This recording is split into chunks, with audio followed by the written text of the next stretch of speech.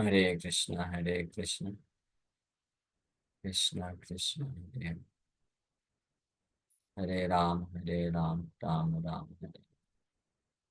सो हम लोग last time chapter 1 पे चर्चा कर रहे थे और शुद्ध भक्ति के लक्षण। तो उसमें जो फिफ्थ पांचवा लक्षण आई थी और चौथा हो गया था रेयरनेस ऑफ प्योर सर्विस। फिफ्थ है मोक्ष लघुकृता, यानी हैप्पीनेस, जो मोक्ष को प्राप्त करने का जो सुख है वो बहुत ही तुच्छ हो जाता है ऐसे भक्त के लिए जो शुद्ध भक्ति मार्ग में स्थित हो चुका है। तो हम ये जो लक्षण लक्षण है ना, इससे हम टेस्ट कर सकते हैं, ये सारे टेस्ट हैं जिससे हम टेस्ट कर सकते हैं कि हम शुद्ध भक्ति कर रहे हैं या नहीं कर रहे हैं। हाँ।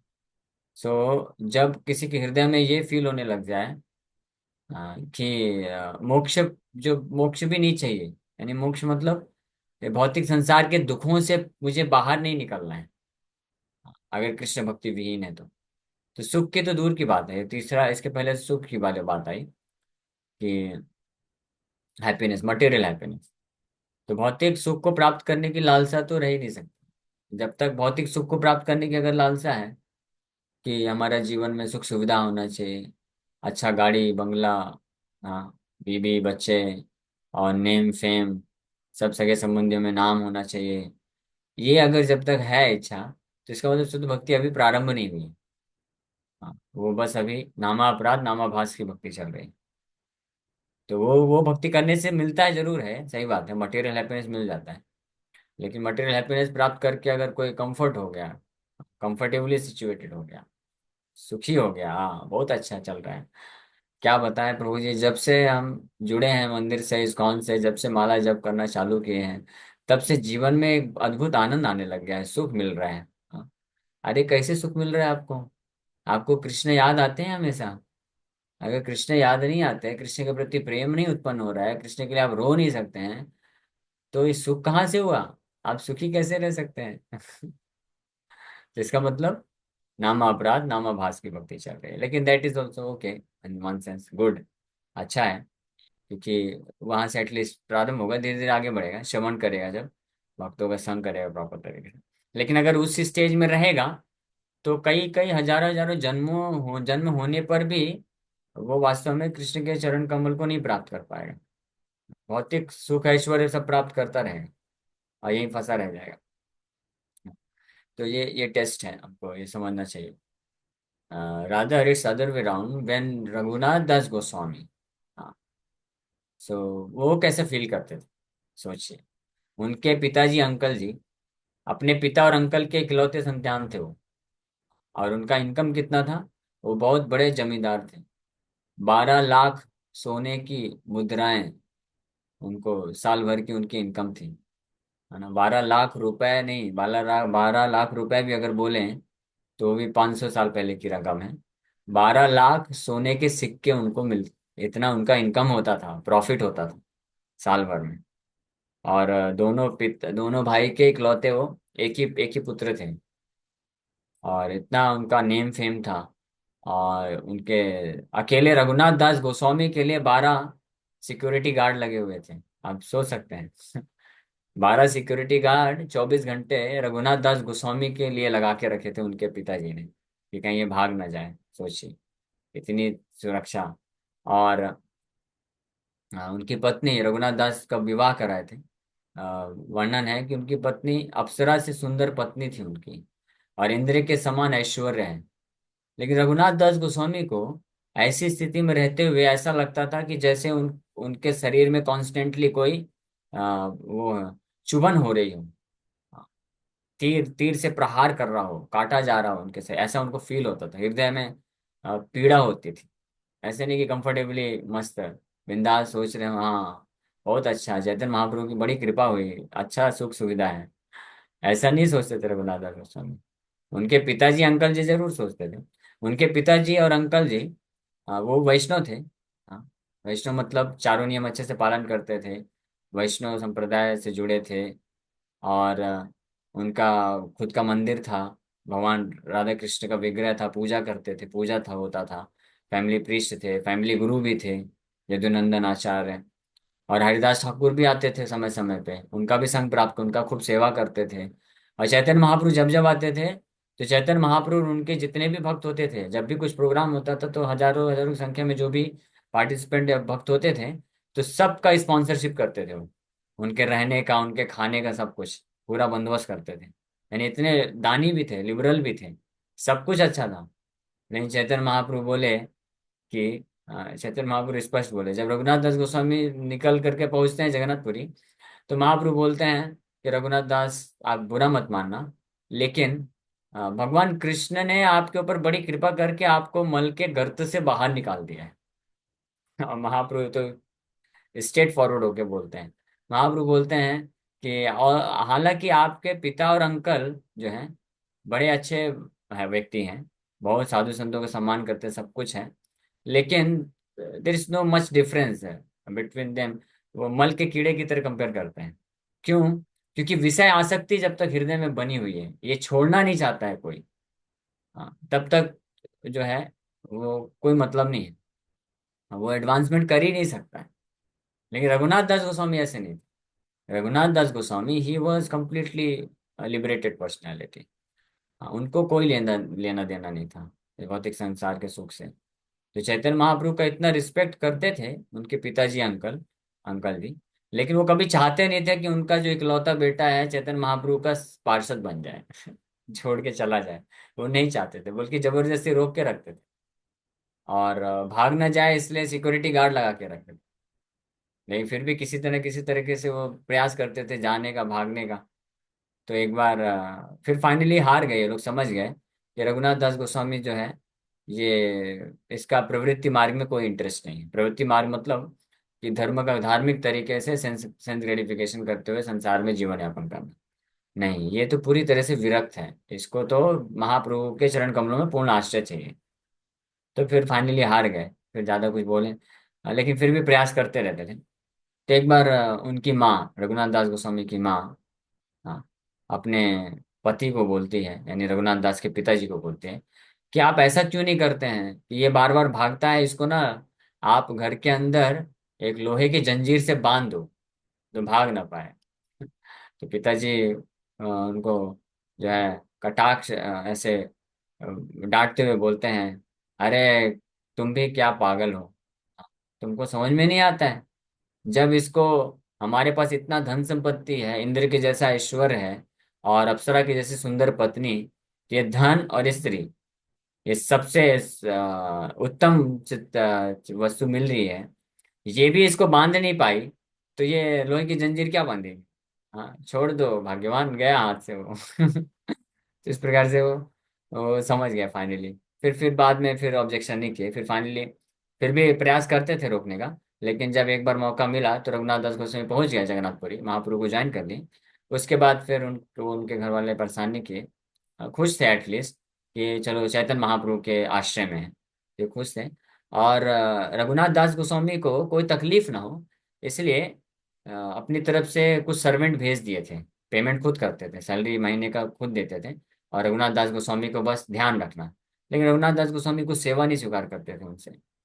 और इतना ही नहीं, वो मंथली वाइज पे वो खूब धन संपत्ति भी भेजते रहते थे कि उसका ख्याल रखने के लिए। लेकिन रघुनाथ दास गोस्वामी खुद के लिए कुछ इस्तेमाल नहीं करते थे, जो भी पैसा आता था वो सारे पैसे से फीस्ट ऑर्गेनाइज करते थे और जगन्नाथपुरी के जितने भी सन्यासी महात्मा लोग हैं सबको प्रसाद खिलाते थे। ऐसा करते थे। और चैतन्य महाप्रभु को भी इनवाइट करते थे, चैतन्य महाप्रभु भी जाते थे, पाते थे, लेकिन उनको अच्छा नहीं लगता था महाप्रभु को। लेकिन ठीक है, अभी क्योंकि रघुनाथ दास गोस्वामी इतने सिंसियर और फुली सरेंडर डिवोटी थे, तो उनको मना भी नहीं करते थे। नहीं, फाइनली फिर रघुनाथ दास गोस्वामी को खुद ही प्रेरणा मिल गई कि ये मैं क्या कर रहा हूँ, ये तो गलत है। मैं विषयी लोगों के पैसे से मैं ये साधु संतों को खिला रहा हूँ, दिस इज नॉट गुड। तो मना कर दिया उन्होंने अपने पिताजी से पैसा लेना। और फिर महाप्रभु फिर एक बार पूछते हैं स्वरूप दामोदर को कि क्या हुआ दामोदर, ये आजकल रघुनाथ जो है फीस्ट में इनवाइट नहीं करता हम लोग को, क्या बात है? तो स्वरूप दामोदर बताएं कि रघुनाथ दास गोस्वामी को लगता है कि मैं ये जो अपने पिता की इनकम है, विषय विषयी, ये इस पैसे से मैं महाप्रभु जो सन्यासी हैं उनको मैं कैसे खिला सकता हूँ, ये उचित नहीं है। हाँ, इसलिए उसने बंद कर दिया, पैसा लेना ही बंद कर दिया, रिजेक्ट कर दिया उसको। तो महाप्रभु जब ये सुने बड़े खुश हो गए, या वेरी नाइस, समझ गया वो, ही हैज एडवांस्ड, वो प्रगति कर गया है। और फिर इसके बाद रघुनाथ दास गोस्वामी, खैर ये बहुत लंबा कथा है, हम लोग उसमें नहीं जाएंगे डिटेल में। फिर इतना स्तर का डिटैचमेंट, विरक्ति में आते हैं। हर दिन वो 128 माला जप करते थे, और 3 घंटे गौर कथा करते थे, स्पेशली जब वृंदावन में पहुंचे। तो 128 माला जप करना डेली, 3 घंटे गौर कथा करना, और 3 घंटे राधा कृष्ण का मानस पूजा करना, जो कि बहुत हाईली एलिवेटेड पोजीशन पे कर सकता है कोई। और इसके अलावा बहुत सारे जो ग्रंथ हैं वो हम पढ़ते हैं, उनके ग्रंथ भी हैं, शिक्षाएं हैं, ये करते थे। और और सोते सोते नहीं थे हार्डली। हर हर 2-3 दिन में कभी 1.5-2 घंटा सो गए ऐसे ही। हाँ। और खाते नहीं थे कुछ भी, केवल 3 दिन में एक बार हाथ के प्याले में जितना छाछ आ सकता है उतना छाछ पीते थे। जितना हम लोग चरणामृत पीते हैं डेली डेली, उतना वो ऐसे छाछ लेकर के पीते थे, दैट्स ऑल। और कुछ खाते पीते नहीं। हाँ, तो रघुनाथ दास गोस्वामी इस स्तर के विरक्त भक्त हुए, जो कि किसके पुत्र हैं? प्रैक्टिकली राजा के बेटे थे। राजा के बेटे 3 दिन में थोड़ा सा छाछ पी रहे हैं। हम में और उनमें ज्यादा अंतर नहीं है। हम एक दिन में 3 बार खाते हैं, वो 3 दिन में एक बार जो छाछ पीते थे, है ना। बस थोड़ा सा उल्टा है, इसको आंकड़े को चेंज कर देंगे तो हम भी बन सकते हैं। रघुनाथ दास गोस्वामी तो इस प्रकार से ये देख सकते हैं। तो ये कहने का अर्थ है कि जो शुद्ध भक्ति मार्ग में अगर स्थित है कोई, सो उसको भौतिक संसार की जितने भी सुख सुविधा हैं, भोग हैं, इसके प्रति डिटेस्ट आना चाहिए। अरुचि उत्पन्न होनी चाहिए, he can not be attracted. और भौतिक संसार के सुख सुविधा भोग से वो फिर आकर्षित नहीं रह सकता है। ये भागवत में 11वें स्कंद में भी आता है, भक्ति परेश अनुभवा विरक्तिरन्यत्र चा। भक्ति करने से, जो भक्ति कर रहा है, अगर वास्तविक भक्ति अगर हो रही है किसी से, शुद्ध भक्ति, तो उससे क्या होगा? परेश, परेश मतलब भगवान का अनुभव होगा। परेश अनुभवा एंड विरक्तिश अन्यत्र चा। अन्य बाकी भगवान के अलावा जितनी भी चीजें हैं इस भौतिक संसार की, उन सब से विरक्ति आ जाएगी। हाँ, वो सबको अपने आप को त्याग देगा, उसको अच्छा नहीं लगेगा। हाँ, जैसे कोई होता है, कोई जो है जप करना चालू किया, और अगर सच में वो सिंसियर और सीरियस भक्त है, जप कर रहा है, वास्तविक रूप में जप कर रहा है, तो उसको हर वो भौतिक कार्य जो पहले करता था, आनंद ले लेकर के करता था, उसमें अब उसको रुचि खत्म होती जाएगी। वो नहीं कर पाएगा फिर। हाँ, जैसे फिल्म देखना, फिल्मी सॉन्ग सुनना, क्रिकेट खेलना, स्पोर्ट्स में जाना, दोस्तों के साथ घूमना, ये सब जो जिसमें वो पहले फंसा रहता था, मजे लेता था, तो अगर भक्ति प्रारंभ किया है, अगर वास्तविक भक्ति कर रहा है, तो अपने आप वो छोड़ता जाएगा ये सब। नहीं नहीं, इन दोस्तों का संग नहीं करना है, लेट नाइट पार्टी नहीं जाना है ना, फिल्मी सॉन्ग फिल्म नहीं देखना है, मूवीज नहीं देखना है। हाँ, ये और ये जो चीजें हैं, ये सारी चीजें, गलत चीजों को छोड़ देना है। तो धीरे धीरे वो सब छोड़ देता है, उसमें नहीं फंसता है। तो ये टेस्ट है, हम लोग देख सकते हैं।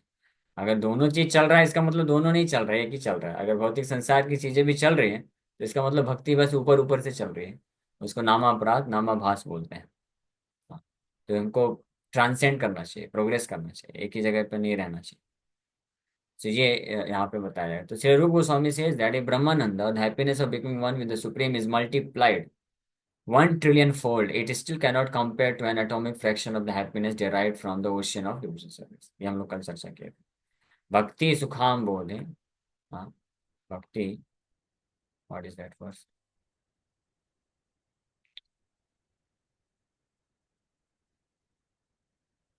प्रहलाद महाराज ये चीज बोलते हैं, भक्ति, हरि भक्ति सुधोदय में, तत्साक्षात्करणाल्लादा विशुद्धाब्धि स्थितस्य में सुखानि घोषोदायन्ते ब्रह्मणि अपि जगद्गुरो।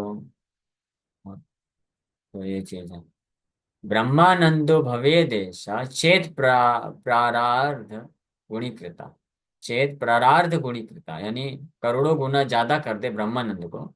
न इति भक्ति सुखाम बोधे, लेकिन फिर भी ये भक्ति सुख के सागर का परमाणु तुलाम अपी, परमाणु मतलब एक बूंद के बराबर भी नहीं हो सकता है। ये ये आता है। So in the Hari Bhakti Sudhodaya, Prahlad Maharaj, while satisfying Lord Nrsimhadev by his prayer, says, my dear Lord of the universe, I am feeling transcendental pleasure in your presence and have become merged in the ocean of happiness। ये मेरे प्रिय भगवान, परम भगवान, पूरे ब्रह्मांड के नायक, आपकी उपस्थिति में आने के कारण मुझे जो दिव्य आनंद मिल रहा है उसके कारण मैं सुख के सागर में पूरी तरह से डूब गया। Now consider the happiness of Brahmananda to be no more than the water in the impression left by a cow's hoof in the earth compared to this ocean of bliss। और ये जो भक्ति, आपके दर्शन, आपके सेवा, आपकी उपस्थिति में ये जो दिव्य आनंद का सागर है, इसके सामने जो ब्रह्मानंद का सुख है, यानी मोक्ष है, इस संसार से मोक्ष मुक्ति प्राप्त करने का जो सुख है, वो वो जो है, वो गाय का जो खुर होता है, काउज हुप, उससे जो गड्ढा बनता है बरसात में, उसमें जो पानी है उसके बराबर हो गया है। उससे उससे उसके उसके बराबर भी नहीं। Similarly it is confirmed in the Bhavartha Dipika Shridhar Swami commentary on the Shrimad Bhagavatam में श्रीधर स्वामी की कमेंट्री में भी ये वर्णन है।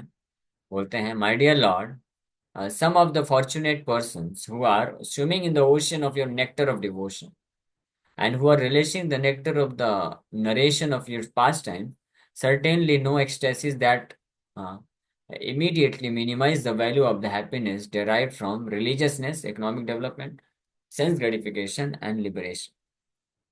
हे मेरे प्रिय भगवान, जो ऐसे कुछ बड़े भाग्यशाली व्यक्ति जो आपके भक्ति के अमृतमय सागर में तैर रहे होते हैं, और इस प्रकार से दिव्य आपके कथा का श्रवण कीर्तन करने से जो उनको दिव्य आनंद का स्वादन वो करते हैं, तो उसके सामने जो है, ये भौतिक संसार का धर्म, अर्थ, काम और मोक्ष से प्राप्त होने वाला जो सुख है, वो बिल्कुल तुच्छ हो जाता है। उसके बारे में वो उनको कुछ फर्क ही नहीं पड़ता है। And such a transcendental devotee regards any kind of happiness other than devotional service as no better than a straw in the street। इस प्रकार का जो दिव्य भक्त होता है, वो भक्ति के सुख के अलावा जितने भी अलग प्रकार के सुख हैं, हाँ, इंद्र तृप्ति का सुख, मोक्ष का जो सुख है, ये सब उसको एक सड़क में पड़े हुए तिनके के जैसा लगता है। इस प्रकार से श्रीधर स्वामी भी अपनी कमेंट्री में वर्णन करता है। So that is why मोक्ष लघु कृता, सो कंपोज टू कंडेंस प्लेस यथा हरि भक्ति सुधोदय, प्रहलाद महाराज ये करते हैं। तथा भावार्थ दीपिकायाम, जो मैं पढ़ा उसका संस्कृत पढ़ रहा हूँ, भावार्थ दीपिका में श्रीधर स्वामी इस प्रकार से लिखते हैं, तत्कथामृत पाथो घो विहरन्तो महामुदा कुर्वन्ति कृति न केचित् चतुर्वर्गम तृणोपमम्।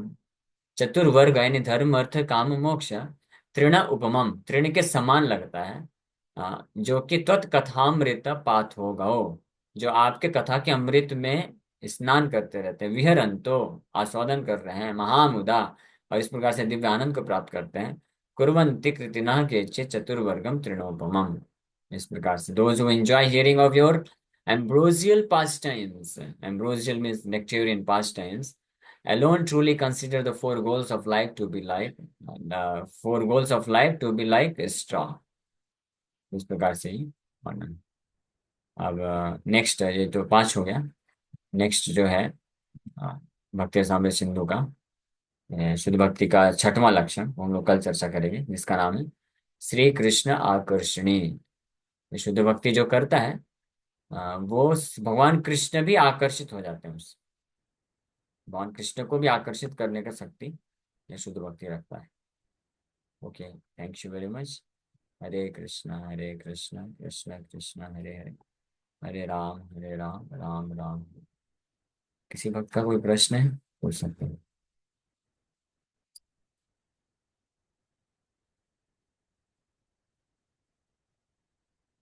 था। मेरे हाँ, घर पूछिए। में एक मेड आती थी पहले। वो मेरी एज की थी लगभग। तो वो ना, हाँ, उन्हें पढ़ना लिखना नहीं आता, और वो चार नियम में से जो फोर्थ प्रिंसिपल है वो भी ब्रेक होता है उनका। तो मैं उनको कैसे हेल्प कर सकती हूँ, या मैं छोड़ दूँ उन्हें?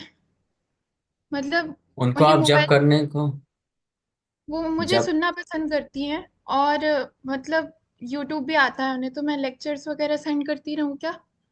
हाँ, लेक्चर सेंड करते रहिए, उनको सुनने दीजिए, और उनको जप करने माला दीजिए, जप करने के लिए बोलिए, और पढ़ने के लिए भी बोलिए गीता है, भागवत। क्योंकि जब तक कोई ज्ञान नहीं प्राप्त करेगा, दिव्य ज्ञान उसको नहीं मिलेगा, तब तक वो जो है चार नियम, अगर कोई चार नियम तोड़ने में फंसा हुआ है तो निकल पाना बहुत मुश्किल है, निकल नहीं सकता है, क्योंकि वो इतना बैड हैबिट होता है कि उसको बार बार वो खींचता है। तो केवल ज्ञान के तलवार से ही वो उसको काट सकता है। तो दिव्य ज्ञान, ट्रांसेंडेंटल नॉलेज, फिलोसफी, अंडरस्टैंडिंग होगी। सबसे पहली बात तो ये जानेगा कि ये इससे मेरा कोई कल्याण नहीं होने वाला है। मैं अगर इस प्रकार से फंसा रहूंगा तो फिर मेरा अगला जन्म जो है बहुत जो है भयानक होने वाला है, और पूरी तरह से मैं इस संसार में फंस जाऊंगा। तो इस तरह से उनको बताना चाहिए। लेकिन ये ध्यान रखना चाहिए कि जो इस प्रकार के चार नियम तोड़ने में अगर कोई फंसा व्यक्ति होता है तो उससे हमको सुनना नहीं चाहिए।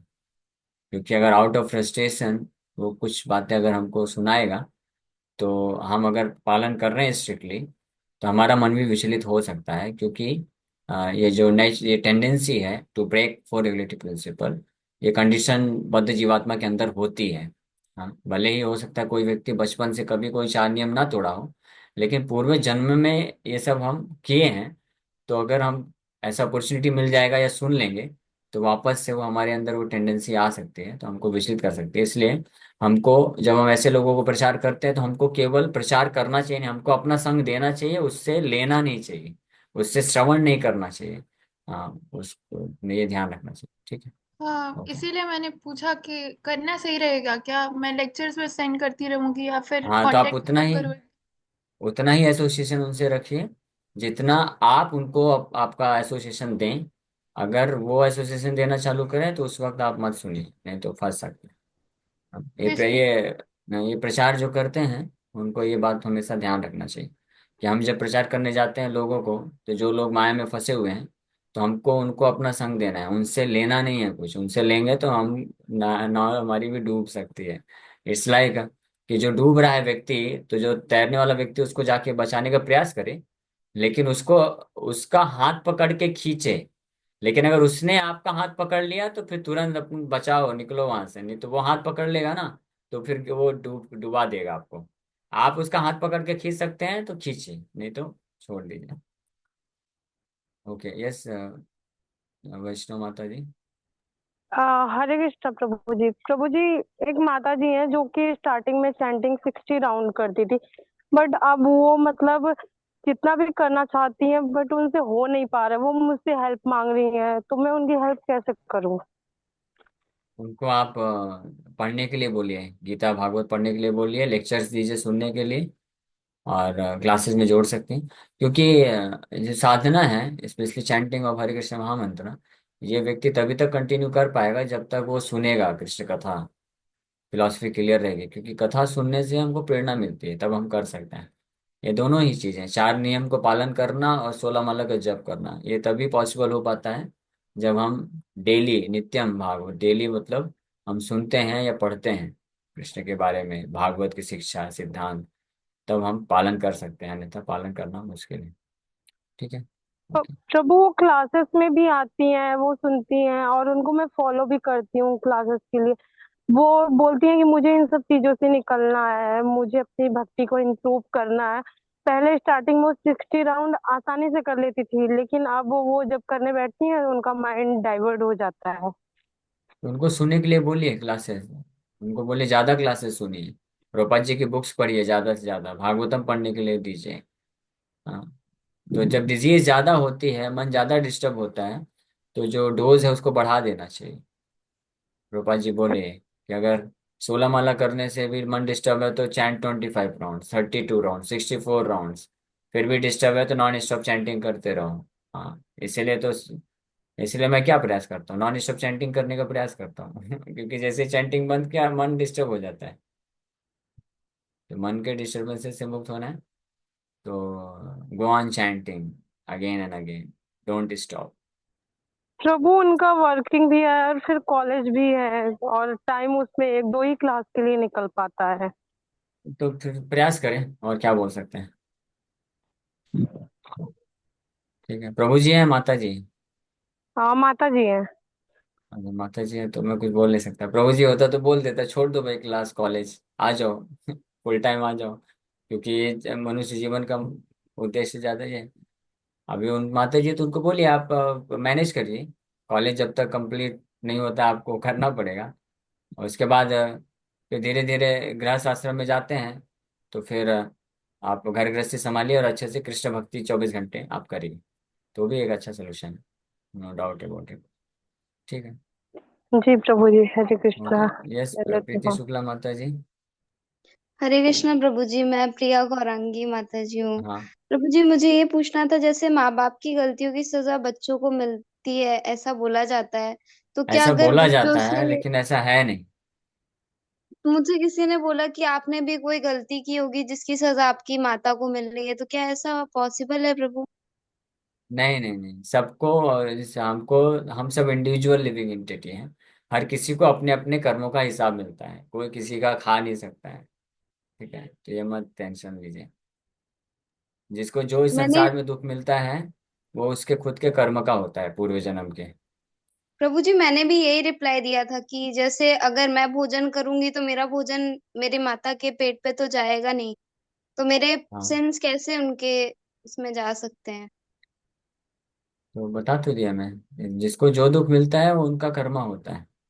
और ये हमको स्वीकार कर लेना चाहिए। स्वीकार करेंगे तो हम पीसफुल हो पाएंगे और आगे बढ़ पाएंगे। स्वीकार नहीं करेंगे तो फिर किससे लड़ाई, किससे करेंगे, किसको किसको आप जाके सिचुएशन नहीं बदल सकते हैं। इसको स्वीकार करने से फिर हम दृढ़ता पूर्वक भक्ति कर सकते हैं। यहाँ ठीक है, मेरे ही पूर्व जन्म के कर्म है जिसके कारण मुझे दुख मिल रहा है, तो चलो उसको इम्प्रूव करने के लिए मैं दृढ़ता से भक्ति करता हूँ। क्योंकि भक्ति करने से पूर्व जन्म के जो कर्म होते हैं, बैड कर्मा होते हैं, वो भी नष्ट हो जाते हैं। बैड गुड सारे कर्म नष्ट हो जाते हैं। कर्माणि निर्दहति किंतु च भक्ति भाजा। जी प्रभु जी, तो thank you so yes. Much प्रभु जी। हरे कृष्णा। हाँ, आराधना रूपिणी माता जी। प्रभु जी हरे कृष्णा धन्यवाद। दीदी। हरे अब कृष्णा प्रभु जी दीदी। बोलते हैं ये बददुआ, मैं तुमको ऐसी बददुआ दे रहा हूँ कि तुम्हारा ऐसा हो कलयुग जाएगा, में ये नहीं हो है। जाएगा, तो क्या? नहीं होगा, कुछ नहीं होगा कलयुग में। लोगों किसी के पास इतनी शक्ति नहीं है कि किसी को कोई बद्दुआ दे सके। कलयुग में ब्राह्मणों के पास भी शक्ति नहीं है, बाकी लोग का तो दूर छोड़ दीजिए। है ना? तो ऐसा नहीं लगता कुछ भी। आप कृष्ण का आश्रय लीजिए, कृष्ण का भक्ति करिए और आगे बढ़िए। ज्यादा टेंशन मत लीजिए कि कोई क्या बोल रहा है, नहीं कर रहा। हमारा व्यवहार लोगों से अच्छा रखना चाहिए। किसी को हम जानबूझ के कष्ट नहीं पहुंचाना चाहिए, दुख नहीं देना चाहिए। बाकी भगवान के ऊपर आश्रित रहना चाहिए। यस, आराधना रूपिणी माता जी। हरे कृष्ण गुरु जी धन्यवाद। प्रभु जी, जैसे माता जी अभी पूछ रही थी कि कोई भक्त, जैसे कोई भक्त है, दीक्षित भक्त है, और वो 4 नियम का फॉलो भी कर रहा है, सब कुछ कर रहा है, लेकिन वो प्रयास भी कर रहा है कि भक्ति में आगे बढ़ने का, क्लासेस भी अटेंड कर रहा है, लेकिन फिर भी पता नहीं क्यों वो कर नहीं पा रहा है। ज्यादा से ज्यादा नाम करना चाहता है और बुक पढ़ना चाहता है, तो इसका क्या रीजन है प्रभु जी? ऐसा मतलब रीजन पे मत जाइए। मैं कितनी बार बताया, हम रीजन अगर चर्चा करेंगे ना तो डिस्करेज हो जाएंगे।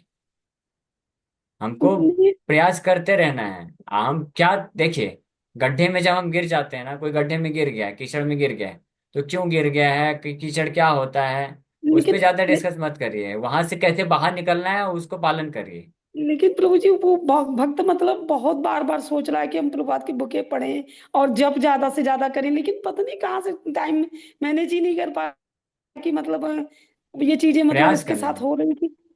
प्रयास करने को बोलिए। वो वक्त अगर क्लास में है तो अच्छी बात है, नहीं है तो आप समझाइए उनको। उनको बोलिए कि आप अपनी तरफ से बेस्ट प्रयास करो, समय निकालो, ज्यादा से ज्यादा नाम जप करो, सेवा करो। है ना? और प्रभु जी ज्यादा उनका इस ये पे भी उनका ये भी कहना है, जैसे अभी 64 माला कर लेती थी एकादशी में, लेकिन अब अभी 5 मिनट में माला होती थी, लेकिन अभी इस समय 7 मिनट में उनकी लगने लगी है, तो ये हाँ, तो सब ठीक कारण। है ना, कोई दिक्कत नहीं है। इतना क्यों टेंशन लेते हैं? 7 मिनट में भी अगर हो रही है तो अच्छा है ना। माला जप करिए, नाम अच्छे से उच्चारण करके नाम को सुनिए और प्रयास करते रहिए। डिस्करेज क्यों होना? Thank you. हाँ, तो ज्यादा इस पे विचार नहीं करना चाहिए। इसमें हम ज्यादा फंसेंगे तो उलझ जाएंगे। इसका कोई एंड नहीं है। हमको क्या हमेशा ध्यान रखना चाहिए कि अभी मुझे क्या करना है। अभी मेरा समय, हाँ मुझे जप करना है, तो मैं, मेरे पास समय है तो जप करूंगा, हरे कृष्णा हरे कृष्णा। अभी मन लग रहा है, नहीं लग रहा है, 7 मिनट में हो रहा है, 10 मिनट में हो रहा है, उस पे ज्यादा चिंता नहीं करना चाहिए। नाम जप करिए। नाम जप करने से, भगवान का आश्रय लेने से सारी चीजें अपने आप ठीक होती हैं। ठीक है, जैसे बीमार व्यक्ति है, अब वो सोचेगा कि अरे मुझे अभी बुखार बढ़ रहा है, तो मेरा सिर दर्द बढ़ रहा है, क्या हो रहा है, क्या होगा नहीं होगा, हाँ, परेशान होता रहेगा तो कैसे काम चलेगा? बीमार व्यक्ति का जिम्मेदारी है कि डॉक्टर ने जो दवाई दिया वो लेता रहे। वो दवाई आपको ठीक करेगी, आपके सोचने से कुछ ठीक नहीं होने वाला है। उसी प्रकार से हमारे अनर्थ हैं, हम नहीं कर पा रहे हैं या कर पा रहे हैं, इस पे ज्यादा हमारे सोचने से, बुद्धि लगाने से कुछ नहीं होने वाला है, क्योंकि हमारे बहुत सारे घोर अनर्थ हैं जो हमको करने नहीं देते हैं। तो हमको क्या करना चाहिए? बस भगवान का जो साधन भक्ति है उसको लग करते रहना चाहिए, उसी से ठीक होने वाला है सब कुछ। ठीक है, तो उस पे हमारा फोकस होना चाहिए। आपका फोकस चेंज मत करिए, फोकस रखिए कि कैसे मैं साधन भक्ति करते जाऊं, सेवा करते जाऊं। तो फिर चीजें अपने आप इम्प्रूव होती हैं, मन शुद्ध होगा जितनी मात्रा में, उतनी मात्रा में कृष्ण की भक्ति में दृढ़ता उत्पन्न होगी। येषाम तो अंत गतम पापम जनानाम पुण्य कर्मणम ते द्वंद्व मोह निर्मुक्ता भजते माम तृणव्रता, ये भगवान गीता में बोले हैं। हाँ, कि पाप, मैं ये नहीं बोलना चाह रहा था क्योंकि डिस्करेजमेंट मिलता है। अगर किसी को बोलेंगे कि हम प्रभु जी हम प्रयास तो करते हैं, क्यों नहीं कर पा रहे हैं, तो रीजन ये है, कारण ये है, हम इसलिए नहीं कर पा रहे हैं क्योंकि पाप है हमारे हृदय में बहुत भारी मात्रा में, जिसके कारण हम नहीं कर पाते हैं। लेकिन इसका सोल्यूशन क्या है कि आप करते रहिए, करते रहेंगे, जैसे नाम जप करते रहेंगे, श्रवण करते रहेंगे, धीरे धीरे जैसे जैसे पाप नष्ट होता जाएगा, आपको पता भी नहीं चलेगा, आप खुद स्वाभाविक रूप से कृष्ण भक्ति सहजता से और करते चले जाएंगे। ठीक है, तो इसमें ध्यान थैंक रखें। यू।